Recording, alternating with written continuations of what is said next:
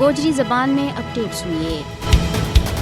بھارت کا غیر قانونی زیر قبضہ جموں کشمیر میں قابض بھارتی فوج کی ریاستی دہشت گردی جاری ہے۔ مودی حکومت کا ہندوتوا راج میں بھارتی فوج نہایت ظالمانہ طریقہ دے کشمیریوں کو خون ڈول رہی ہے۔ مقبوضہ کشمیر کا ہر گلی اور کوچو نہتا کشمیریوں کا خون دے رنگے ہوئے ہے۔ فسطائی مودی حکومت نے مقبوضہ علاقہ میں خون ریزی کرن کے واسطے اپنی ظالم فوج نہ مکمل اختیار دے رکھا ہے۔ کشمیریوں کی زندگیاں دے کھیڑن کے واسطے انہوں نے کھلم کھلی چھوٹ دے رکھی ہے۔ ضلع اسلام آباد کا علاقہ ڈورو میں بھارتی فوجیوں کی فائرنگ دے اور 2 نوجوان شہید ہو گیا۔ اس طرح اس مہینہ میں ہون تک 8 کشمیری نوجوان غاصب بھارتی فوج کی گولیاں کو نشانہ بنے ہیں۔ پچھلے مہینے اپریل میں بھی قتل و غارت گری کو جو سلسلہ جاری رہیو۔ 2 درجن سے زیادہ نہتا کشمیری نوجوان نہ بھارتی فوجیاں کی گولیاں کو نشانہ بنایا۔ اس متنازع علاقہ میں پچھلا کئی سالاں دے کشمیری عوام نہ بھارتی فوج کا